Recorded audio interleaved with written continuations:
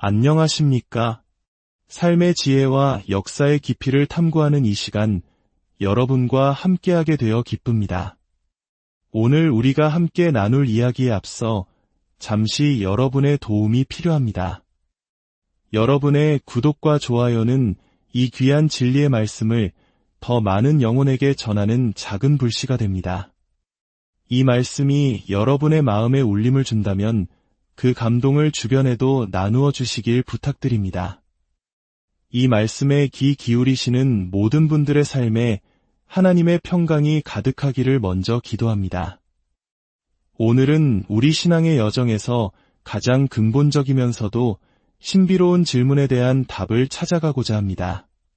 바로 사람은 어떻게 다시 태어나는가, 어떻게 하나님의 가족, 그분의 자녀가 될 수 있는가 하는 질문입니다.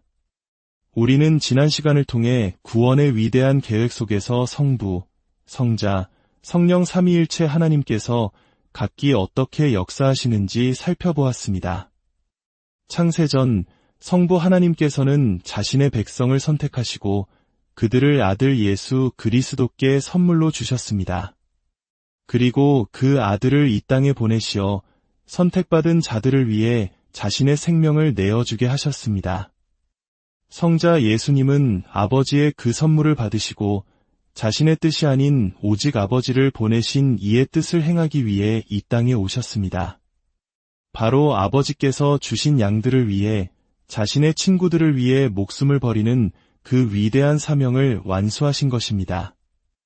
이제 우리는 그 그리스도의 죽음이 아버지께서 선택하신 자들의 삶에 어떻게 실제로 적용되는지를 살펴볼 차례입니다.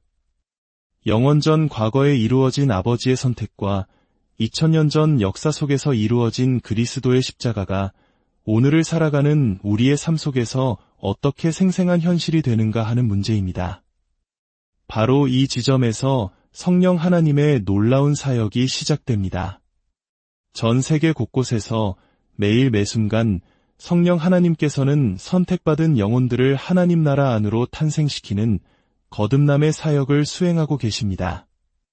자, 이제 성경을 펴시고 저와 함께 요한복음의 세계로 깊이 들어가 보겠습니다. 우리는 이 여정을 통해 우리를 향한 하나님의 주권적인 사랑이 얼마나 위대하고 놀라운지를 목도하게 될 것입니다. 요한복음 한 장 서문을 다시 한번 펼쳐보십시오.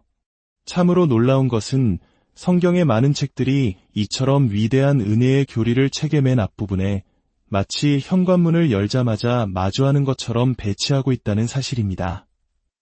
에베소서 한 장 4절은 창세전에 그리스도 안에서 우리를 택하사라고 선포하며 고린도전서는 우리가 부르심을 받고 택정함을 입었다고 여러 번 강조합니다. 요한복음 역시 예외가 아닙니다. 우리가 주권적 중생, 즉 하나님께서 주권적으로 우리를 다시 태어나게 하시는 진리를 생각할 때 요한복음은 그 진리를 우리 눈앞에 즉시 펼쳐 보입니다. 요한복음 한 장 13절 말씀입니다. 하지만 그 의미를 더 깊이 이해하기 위해 12절부터 함께 읽어보겠습니다. 12절은 인간의 관점에서 구원을 설명하고 13절은 하나님의 관점에서 그 신비를 설명합니다. 12절은 말합니다. 영접하는 자 곧 그 이름을 믿는 자들에게는 하나님의 자녀가 되는 권세를 주셨으니 여기서 영접하는 자란 참 빛이신 예수 그리스도를 받아들이는 모든 사람을 의미합니다. 더도 말고 덜도 말고 오직 그를 믿고 영접하는 자들에게만 하나님의 자녀가 되는 권세, 즉 하나님의 가족으로 들어올 특권이 주어진다는 것입니다. 그렇다면 질문이 생깁니다. 이 사람들은 어떻게 하나님의 자녀가 되었을까요? 가족의 바깥에 있던 그들이 어떻게 가족 안으로 들어오게 된 것일까요? 13절이 그에 대한 명확한 답을 제시합니다. 우리는 이 구절을 쉽게 지나칠 수 있지만 여기에는 구원의 핵심이 담겨 있습니다. 이는 혈통으로나 육정으로나 사람의 뜻으로 나지 아니하고 오직 하나님께로부터 난 자들이니라. 하나님께로부터 났다는 이 표현, 이것이 바로 우리가 거듭남 혹은 중생이라고 부르는 영적 탄생입니다. 이것은 육체적인 출생이 아니라 이로부터 다시 태어나는 것을 의미합니다. 중생이란 하나님께서 허물과 죄로 죽었던 영혼에게 새로운 생명을 불어넣어 주시는 하나님의 단독적인 행위입니다. 그것은 한 인간의 영혼 안에 하나님의 생명이 깃드는 기적입니다. 이 새로운 탄생은 우리에게 새로운 마음, 새로운 생각, 새로운 기질을 줍니다. 새로운 애정과 새로운 본성, 새로운 삶을 허락합니다. 이전 것은 지나갔으니 보라 새 것이 되었도다. 이것이 바로 거듭남의 약속입니다. 요한은 이 영적 탄생이 어떻게 일어나는지 설명하기 위해 세 가지 부정적인 표현과 한 가지 긍정적인 표현을 사용합니다. 그는 오해의 여지를 없애기 위해 단호하게 선을 긋습니다. 첫째, 혈통으로 나지 아니하고 이것은 육체적 혈통이나 가문으로 구원받는 것이 아님을 의미합니다. 부모님이 신실한 기독교인이라고 해서 자녀가 자동으로 거듭나는 것은 아닙니다. 할아버지, 증조할아버지가 믿음의 사람이었다고 해서 내가 저절로 하나님의 자녀가 되는 것이 아닙니다. 당시 유대인들은 아브라함의 자손이라는 혈통적 자부심이 대단했지만 성경은 분명히 말합니다. 육체적 이스라엘 민족에 속해 있다고 해서 모두가 하나님 나라의 백성인 것은 아니라는 것입니다. 둘째, 육정으로나 이것은 인간적인 노력이나 종교적인 열심으로 거듭날 수 없다는 뜻입니다. 인간의 힘으로 스스로를 구원하려는 모든 시도는 헛될 뿐입니다. 그리고 마지막 결정타, 사람의 뜻으로 나지 아니하고 거듭남은 인간의 의지에서 비롯되지 않습니다. 여러분이 자신의 의지를 발휘해서 나는 이제 거듭나겠다고 결심해서 거듭나는 것이 아닙니다. 순서는 정반대입니다. 하나님께서 당신을 거듭나게 하셨기 때문에 당신의 의지가 하나님을 향하여 움직이기 시작하는 것입니다. 우리가 육체적으로 태어날 때를 생각해 보십시오. 당신은 태어나기 위해 무엇을 했습니까? 아무것도 한 것이 없습니다. 태어나기로 선택했습니까? 아닙니다. 어느 날 당신은 이 세상에 존재하게 되었습니다. 영적 탄생도 마찬가지입니다.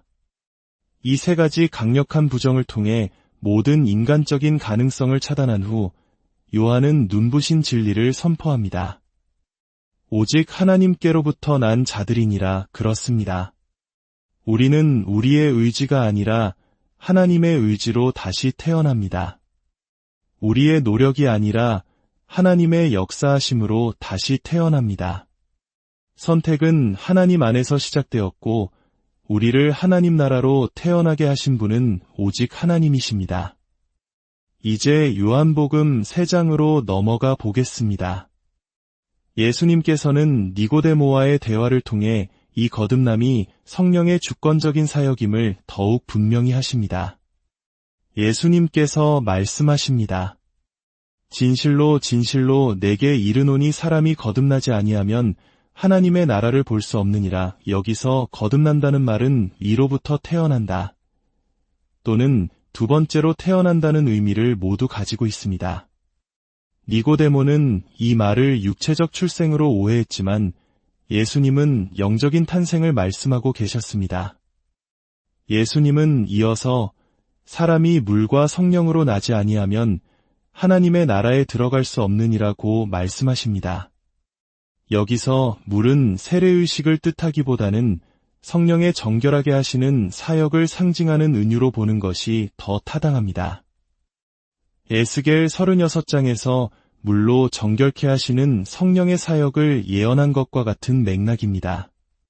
즉, 이것은 성령의 사역을 두 가지 은유, 물과 바람으로 설명하는 것입니다. 그리고 8절에서 예수님은 이 신비를 바람에 비유하여 설명하십니다. 바람이 임의로 불매 내가 그 소리는 들어도 어디서 와서 어디로 가는지 알지 못하나니 성령으로 난 사람도 다 그러하니라. 바람이 어디로 불지 사람이 결정할 수 없습니다. 바람은 스스로의 뜻대로 붑니다. 그 배후에는 보이지 않는 하나님의 손길이 있기 때문입니다. 우리는 바람 소리를 듣고 나뭇가지가 흔들리는 것을 보고 피부로 그 힘을 느끼지만 바람 자체를 볼 수는 없습니다. 제가 사는 곳은 허리케인이 자주 상륙하는 지역입니다.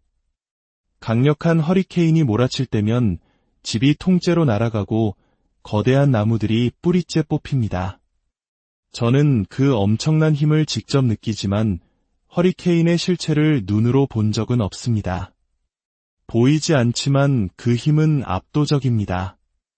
예수님께서 만드시는 비유가 바로 이것입니다. 우리는 바람을 통제하거나 방향을 바꿀 수 없습니다. 바람은 그저 갈 길을 갈 뿐입니다. 예수님은 말씀하십니다. 성령으로 난 사람도 다 이러하니라. 이 비유는 거듭남에 있어서 성령의 사역이 전적으로 주권적인 역사임을 명백히 보여줍니다. 인간이 통제할 수 없습니다. 목회자가 그 방향을 지시할 수 없고 부흥사가 그것을 조작할 수도 없습니다.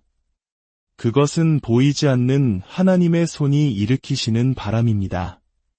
바로 지금 이 순간에도 성령께서는 보이지 않게 우리 가운데 역사하고 계십니다.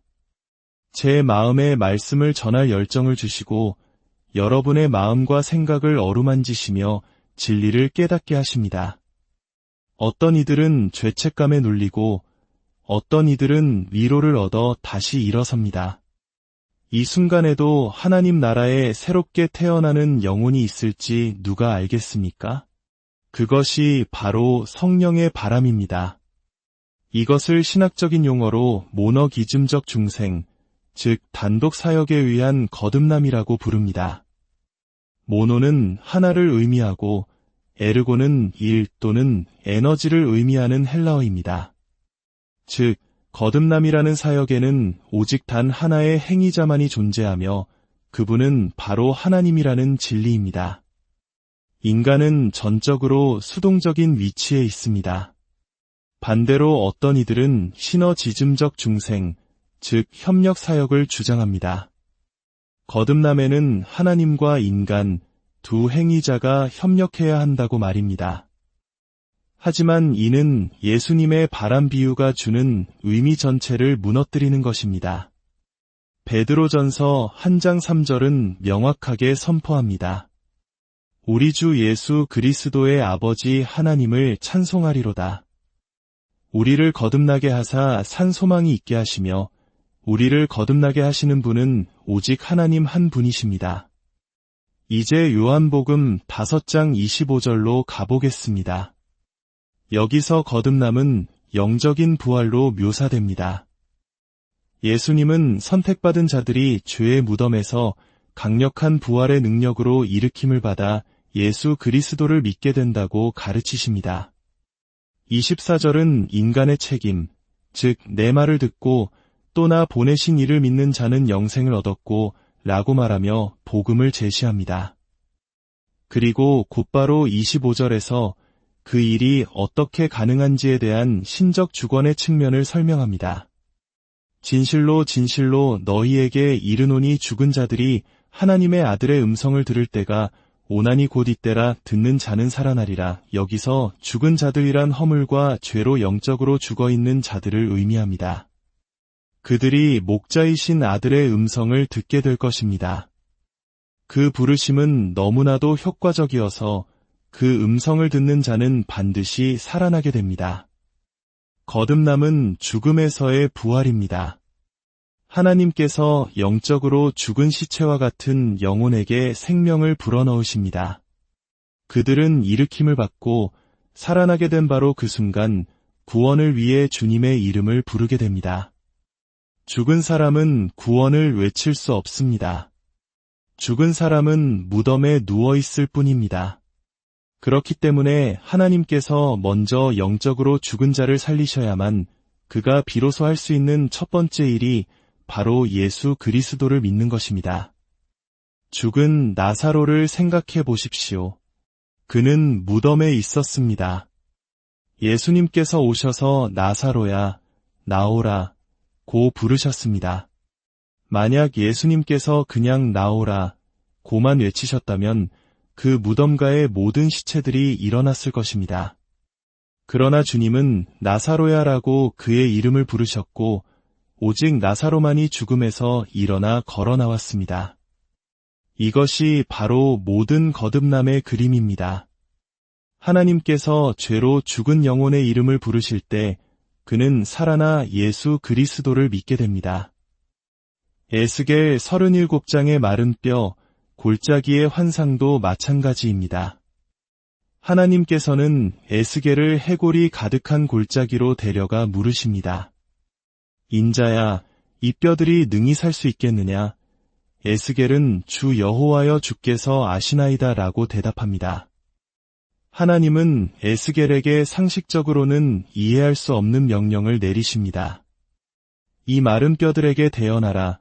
에스겔이 죽은 뼈들을 향해 말씀을 선포하기 시작하자 사방에서 바람이 불어와 그 뼈들 속에 생기를 불어넣었고 그들은 살아나 거대한 군대를 이루었습니다. 이것은 마지막 때에 이스라엘의 구원을 보여주는 그림이지만 동시에 영적으로 죽은 우리가 어떻게 살아나는지를 보여주는 강력한 예시입니다.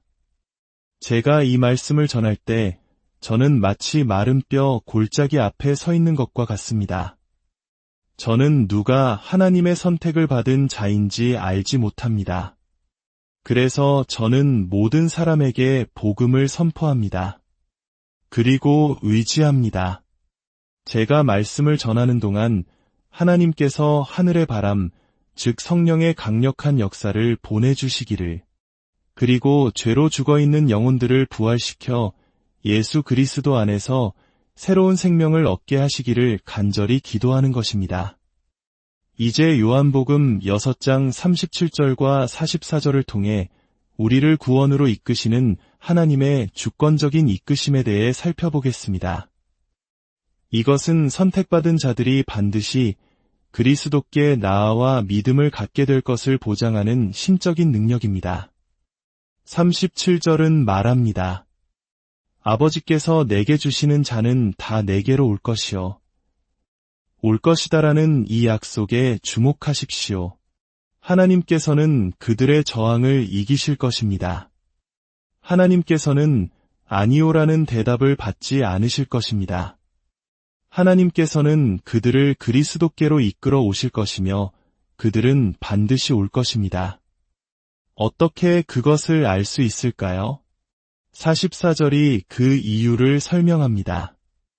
나를 보내신 아버지께서 이끌지 아니하시면 아무도 내게 올 수 없으니, 여기서 이끌다라는 헬라어 단어 헬코는 매우 강력한 단어입니다.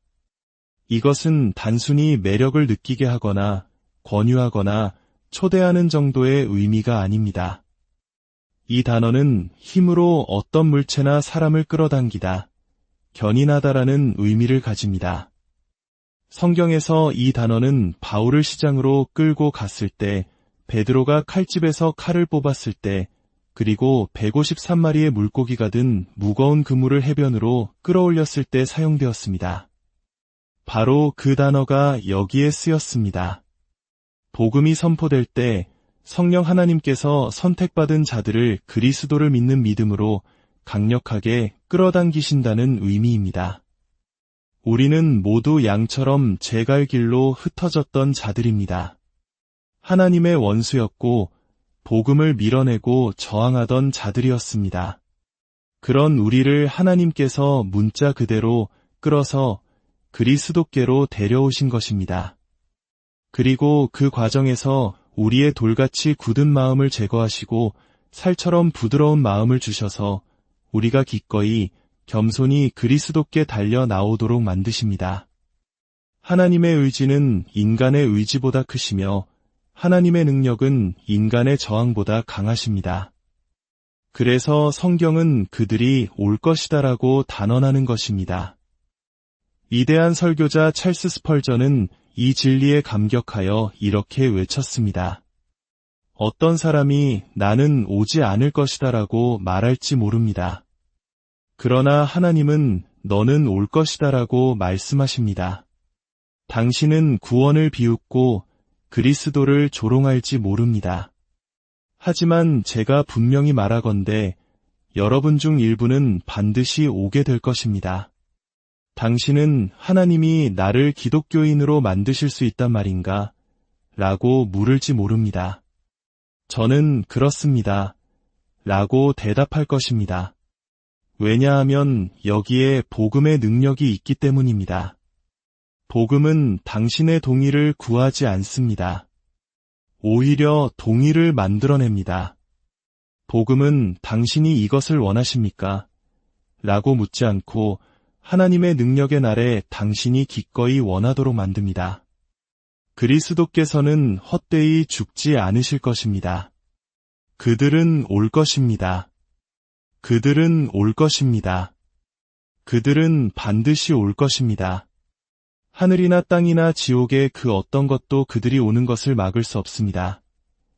이것이 바로 내가 내 교회를 세우리니 음부의 권세가 이기지 못하리라 고 하신 예수님의 말씀에 대한 유일한 설명입니다. 세상의 반대가 아무리 거세고 사회가 아무리 타락할지라도 그리스도께서는 자신의 교회를 세우실 것이며 선택받은 모든 자들은 한 사람도 남김없이 예수 그리스도를 믿게 될 것입니다. 이 진리가 여러분의 마음에 불을 지피지 않습니까?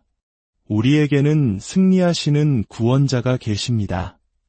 성령님은 주권자이십니다.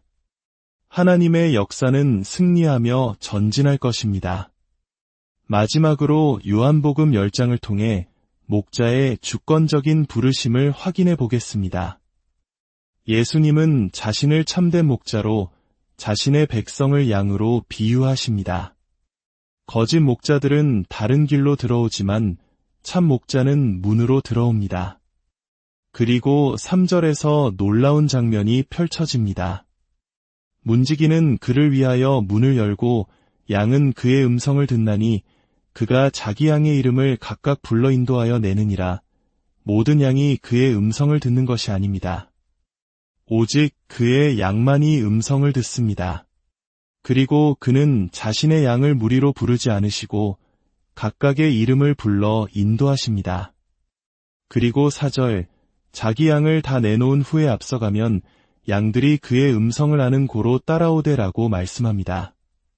한 마리도 뒤에 남겨두지 않으시고 다 이끌어내십니다. 당신이 하나님 나라에 들어온 그 순간 하나님께서 바로 이 일을 당신의 삶에 행하신 것입니다. 어쩌면 그 순간에는 이 모든 것이 하나님의 은혜여 하나님의 주권적인 역사라는 사실을 다 깨닫지 못했을 수도 있습니다. 하지만 오늘 이 말씀을 통해 분명히 알게 됩니다. 당신의 구원은 당신의 마음과 영혼 속에서 일어난 하나님의 초자연적이고 주권적인 역사였습니다. 그 역사로 인해 당신은 죽음에서 일으킴을 받았고 하나님 나라에 태어났으며 목자의 부르심을 들을 수 있는 귀를 갖게 되었고 주 예수 그리스도께로 이끌림을 받은 것입니다. 하나님께서 당신의 아니오라는 대답을 받지 않으신 것이 얼마나 감사합니까? 그분의 능력의 날에 당신을 기꺼이 원하도록 만드신 것이 얼마나 놀라운 은혜입니까?